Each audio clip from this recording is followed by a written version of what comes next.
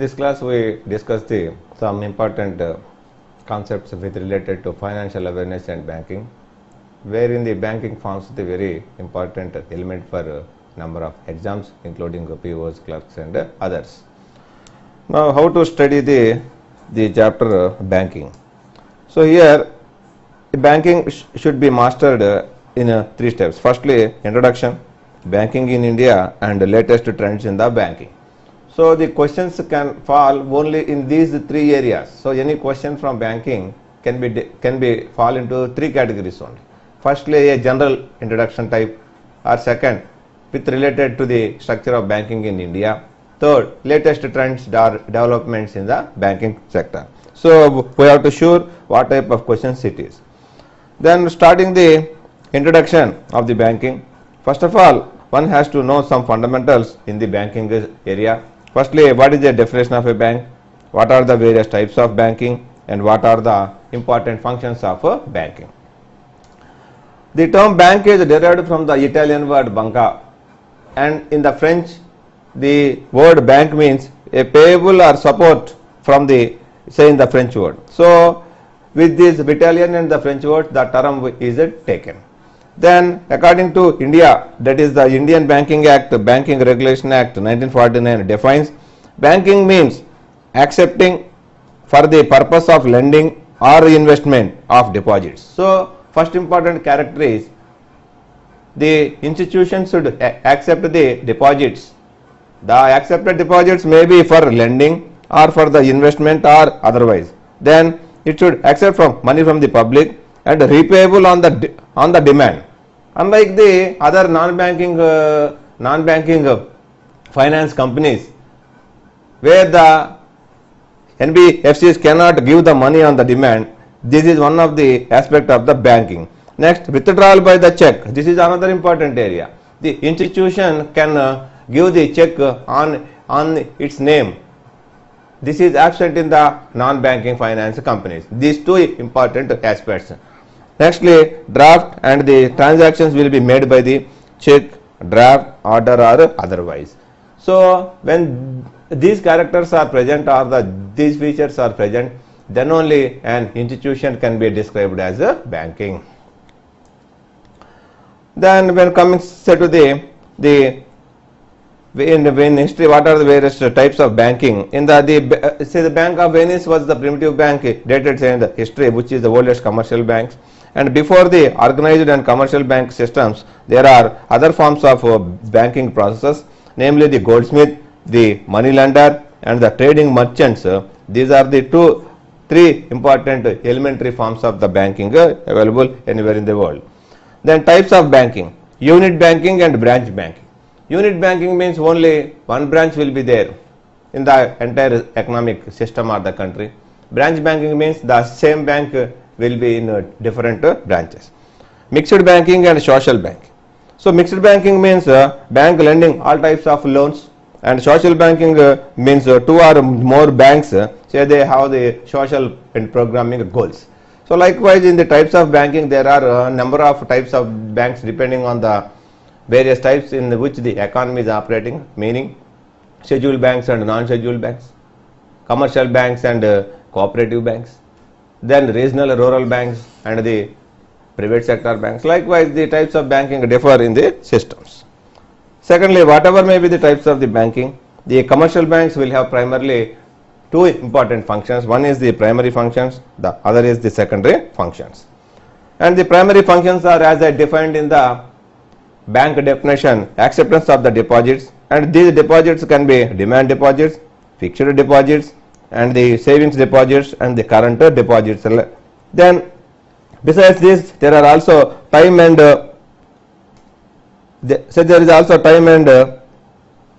recurring deposits. Then another important function, primary function, is the granting of the advances. The granting of the advances is the another important function of the bank. Granting the advances, overdrafts, loans, cash, credit and discount of the bills, these remain the primary functions of the bank. Then besides this, the bank will also perform the secondary functions, which can be categorized firstly into general utility functions. General utility functions are the locker facility, collection of the various statistics, and implementing social welfare programs on the behalf of the government, transfer of the funds, purchase and sale of the foreign exchange, likewise. And there are also representative functions representing the institutions and the collection of the checks like LIC, then the LIC premium payments, then debentures, bonds, distribution. So all these functions, they can be categorized into representative functions. So altogether the primary functions and secondary functions combinedly will have 4 types of functions: accepting deposits, advancing loans, then the implementing the utility functions, then the representative functions. These 4 will remain the core important functions of any bank in any country. Then banking in India, how to study the, as I told you the first introduction chapter, how to a fundamental aspect of the banking is required, that we have already studied. Then the most important and the number of questions in various examinations are primarily asked from this area, that is the banking in India. And how to study this banking in India? First, one has to know what are the various important acts, evolution of the Indian banking system, the central bank, its role and the functions, the structure of banking system in India, process of nationalization, types of banks, and what are the various banking sector reforms and other important miscellaneous topics related to the banking. So this is all set together 8 sub areas or the sub chapters are there in mastering the system. First we take up the important acts in the banking. So the banking in India will have the number of acts, but prime acts and the important acts are the RBI Act 1934. So this RBI, primarily when you go back say to the history, the 3 imperial banks which were merged, they were also provided the reserve treasuries to supply the funds through the government say to these banks. Then up to 1934 the RBI is primarily controlled by the private sector, and after promulgation of the RBI Act 1934, the central bank was established initially at the Calcutta, then later the headquarters shifted say to the Mumbai. Then say in the 1949 2 important developments took place. Firstly, RBI was nationalized. As I told you earlier, before the nationalization, the RBI was not completely under the public sector, and in the 1949 only the RBI was nationalized completely. Besides this, after nationalizing, the Banking Regulation Act 1949 was made, and all the supervisory functions of these banks were given the supervisory functions set to the RBI. Then the SBI Act 1955, where the imperial bank was changed into the State Bank of India. Then these subsidiaries in the princely states, they were also nationalized. Then to cater the needs of the banking functions of the rural areas, agriculture, small and marginal farmers and others, regional rural banks were established in 1975 by the act known as the Regional Rural Banks Act 1976. However, initially there was an ordinance, later it was replaced by the act. Then Surface Act, where the banking will have the important functions to recover the important debts from the debtors. So these are the various important acts one has to know in detail. Then dating back to the history of the banking. History of the banking can be divided into 4 important phases. That is the historical phase, that is from early times set to the up to the 1770. Then later from the early phase set to, that is 1770 to 1969, before nationalization. Then nationalization phase 1969 to the 1991. Then the reforms phase from 1991 set to the till date. Now we will have a look at the historical phase.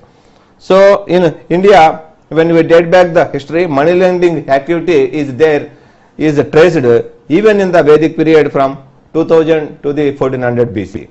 The existence of the professionals lending the money is there, could be traced say to the 500 BC.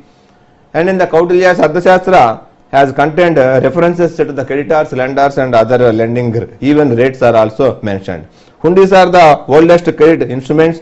They are dated back even in the 12th century AD. So deposits were accepted by some indigenous banks known as the Kataputta system, and many important indigenous bankers like Multanis, Marwaris, though they did not accept the deposits, but they are the people who will lend the primarily a lending activity in the system. Then the early phase, so that is the from 1776 to the 69, what we known as early phase. But before that, the first bank of the joint stock company variety of the bank in the was established in the 1720 in the Bombay. This was followed by the Bank of Hindustan in Calcutta in 1770. However, the bank was closed in 1832. Then General Bank of Bengal and Bihar was established after the Bank of Hindustan, though it was short-lived. Then the Bengal Bank came into existence in the 1784. The General Bank of India was established in 1786. And there is also a reference that in the southern region, a Karnataka Bank was established in 1788. So in the examination point of view, whenever the question is asked, the first bank or was the Bank of Bombay, initially established in 1720, and a fully what we call commercialized bank is the Bank of Hindustan, established in Calcutta in 1770. Initially, much of the banking activity was centered around Calcutta. One has to note this point. Then the presidency banks established by the East India Company, particularly in these three important areas, namely the Kolkata, Bombay and the Madras. So the first presidency bank was established in the Bengal region in the Calcutta with the capital of 50 lakhs, later in the Bombay in 1840, later in the Madras in 1843. And this new Bank of Bombay was established in the 1868 besides these three presidency banks. It is heard that the presidency bank in Bombay is not worthwhile functioning in those days. That's why there is a need of the new Bank of Bombay was arranged in 1868. Then in 1876, the Presidency Act has made some restrictions on the presidency banks. They made some important controls. Reserve treasuries, as I told you earlier, was established in both Calcutta, Bombay and also in the Madras to fund these banks. It is a primitive form of the central bank. Then in 1865, Allahabad Bank was formed, which is the first Indian owned bank and which is also known as the oldest bank in India. And laterwards, the formation of the establishments of the bank was picked up. That was the Bank of Upper India, then a Bank of Oudh and Punjab National Bank, Bank of India, and later in the 1906 with the Swadeshi movement, number of Indians started establishing their own banks. So this Swadeshi movement has gave impetus to the economic development. Now the number of banks are Bank of Baroda, Canara Bank in the southern region, Indian Bank and Bank of Mysore. So these are all were established. The Central Bank of India was wholly owned and managed by the Indians. And influenced by the Swadeshi movement, you are also started the lending and accepting deposit activity in the cooperative sector. In 1889 itself, there is the first cooperative credit society was formed in the Kanjivaram, and later in the 1905 in the Bangalore the cooperative society was formed. Then there is some reforms were introduced in the British India with the Hilton Young Commission in the 1935, and in the 1949 Banking Regulation Act was enacted, and all these three imperial banks were amalgamated into the 1921, and a number of banks were also merged in the Imperial Bank of India. Then as per the recommendations of the Hilton Young Commission, the RBI was established in 1934. It was nationalized in the 1949, and the Banking Regulation Act giving the supervision of the RBI said to all the banking activities in India was made in the 1949.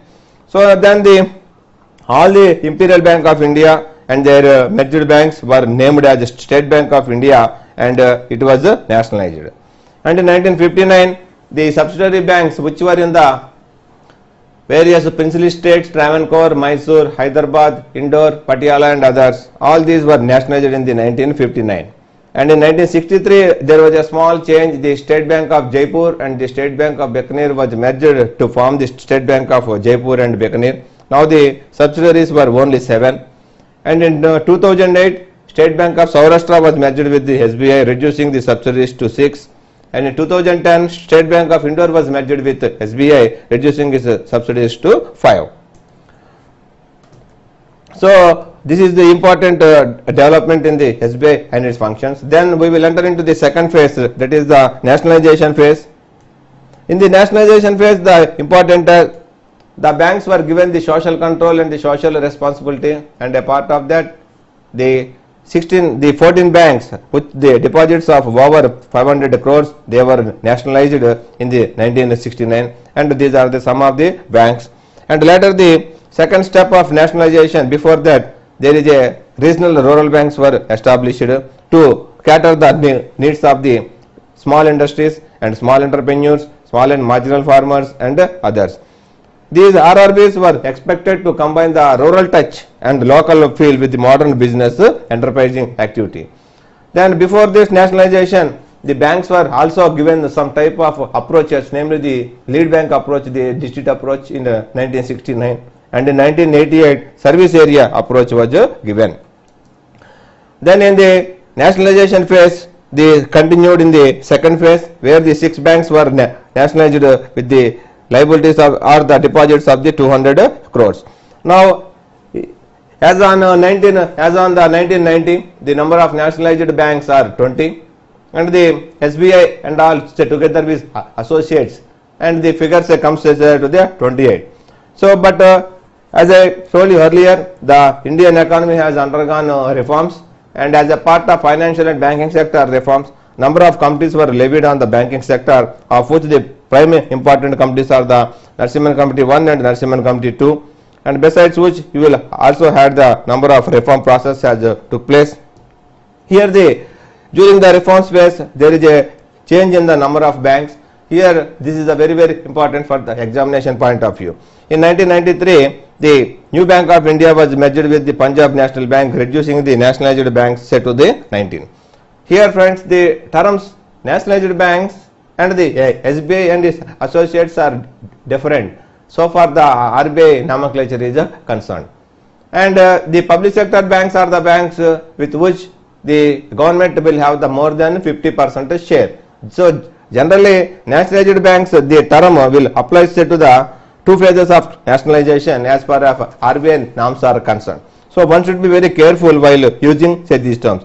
In 2004, IDA Bank was nationalized, and in the 2013, Bharatiya Mahila Bank was nationalized. Now the nationalized banks, their figure went up from 19 to the 21. From 20, New Bank of India was reduced. Now the figure came to 19. Then later, IDBI Bank and Bharatiya Mahila Bank. So with these nationalized banks, it became 21.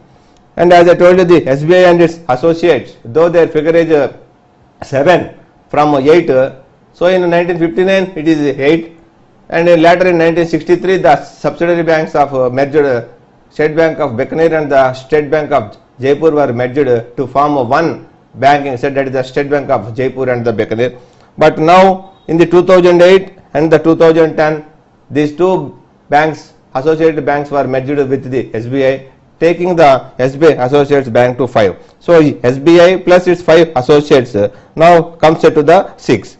So and these 6 plus the nationalized banks 21. Now the public sector, the major public sector banks in India are the 27. This figure is very important for examination point of view. Then the Reserve Bank of India, which is the prime important controller of the entire banking system in India, we have to discuss about the RBI. As I told you, the primitive form of the Reserve Bank of India, the Central Bank of India, is the reserve treasuries existing in the British time, where these treasuries, they have supplied some money on the behalf of the government to the 3 imperial banks. So this is like a primitive beginning of the central bank. And in the 1934, the act was made as per the recommendations of the Hilton Young Commission, and later it was RBI or the central bank was established in 1939, Reserve Bank of India, and later initially the headquarters was Kolkata, later shifted to the Mumbai. It was completely nationalized in 1949. Then during the establishment, the first RBI governor is Osborne Smith, and after nationalization, C.D. Deshmukh continued as the governor of RBI. And at present, as you are aware, the Raghuram Rajan is the RBI, Reserve Bank of India, the governor. Then the functions of the RBI. So this RBI as important functions, and it controls the entire banking and lending activity in the system. And primarily these functions can be categorized into general functions and the specific functions. RBI itself act as the bankers say to the bank, meaning all the commercial banks in India, they have to keep certain deposits say with the RBI, that is it acts as a bank. So generally the lending and accepting deposits was between the people and the commercial banks on one side, but the bank themselves will lend and accept the deposits or the money from the RBI. That's why it is known as bankers bank. It is known as bankers say to the government because the RBI on the behalf of the government, it will act as bankers say to the government. It performs all the banking activities of the government on behalf of the government. So that's why it is called bankers say to the government. And it is the sole custodian of the foreign exchange rates and the activities in India. However, after the reforms, these functions are delegated to many banks, but the rates were primarily determined by these RBI. And the credit supply and the money flow, which is the very important in economic system, these are under the control of the RBI. And through its monetary policy, it controls the money supply and the credit flow say to the various sector in the economy. And the specific functions can be categorized into two types, namely the quantitative functions and the qualitative functions. Qualitative functions, of which there are the three important primary functions in the initially existing, that is the bank rate. Bank rate is the rate at which the RBI lends the money say to the commercial banks. As I told you, it acts as a bankers say to the banks. So it is the rate at which the RBI lends money say to the or the lends deposits say to the commercial banks. Then statutory liquidity ratio. These commercial banks, even after collecting their deposits from the public, they have the function of lending the collected deposits say for the interest rates. But here the RBI has made a clause that all the money collected, all the deposits collected, of which certain percentage of the collected deposits is to be in the liquidity form. So far in the initial stages, the liquidity forms are only two types, namely the gold and the money or the cash. But later the government securities were also added as an important form of the liquidity. So whatever the banks collected deposits, of which certain percentage is to be in the liquidity form, and the ratio was determined by the banks. At present it is 21.5, it is the SLR prevailing. Then the cash reserve ratio. Cash reserve ratio, certain part of the cash the banks collected, they have to deposit with the RBI, as I told you. So this is it acts as a banker say to the bank. Through the SLR, through the bank rate, RBI lends the money, and through the CRR, RBI accepts the deposits from the commercial banks. So likewise it acts as a banker say to the bank. And the cash reserve ratio, certain part of the deposits collected by the commercial banks has to deposit with the bank, and this is very important. Before reforms, the CRR is very high, but after the reforms, the CRR was ranged between 3 to 15%, and at present it is 4 and plus percentage. Then after the economic reforms, three important aspects were introduced, namely the repo rate, reverse repo rate, and marginal standing facility. So the repo rate is the rate at which, so if the entire process in the entire process of the banking system with the high BR, high SLR and the high CRR, banks has some problems of the money say during the emergencies.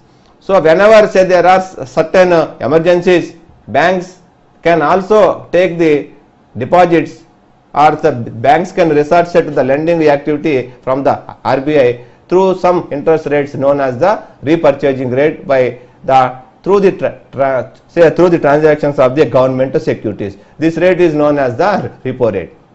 Then repo means repurchasing rate. So the RBI will takes the government securities and lends the certain money to the commercial banks on the pre-agreed determination of the repurchasing of the government securities, which was given initially by the banks say to the RBI. Later it will be purchased from the RBI say to the banks, and this rate is known as the repo rate.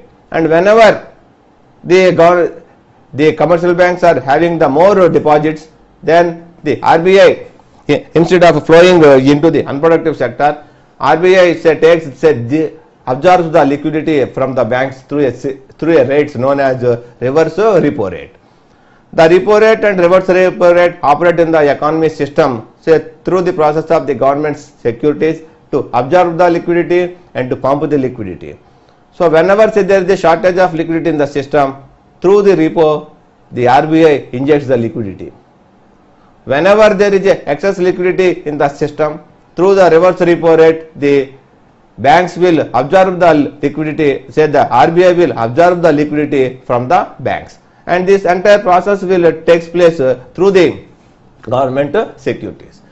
And lastly, the marginal standing facility. Marginal standing facility is the facility which is very temporary and which is the very short term liquidity adjustment facilities, LAFs. These are known as liquidity adjustment facilities. And the marginal standing facility is for very short term, but it is less than 1 day, where the banks can lend the money from the RBI at a very shorter duration period, and the MSF lending will also depends on the deposits and the turnover of the banks. So these are the quantitative aspects which regulates the commercial banks through its bank rate, SLR, CRR, repo rate, reverse repo rate, and the marginal standing facility. Then the qualitative functions. So the commercial banks, on the commercial banks, the RBI is also having certain controls, and it controls the measures through the qualitative measures also. Marginal requirements. What are marginal requirements? The banks will sometimes lend the deposits through the pledging activity, and the margin of the market value and the amount lended to the customer is known as the margin, and this margin will be decided by the RBI according to the inflation and according to the liquidity and according to the economic activity prevailing in the system. The margins are determined by the RBI.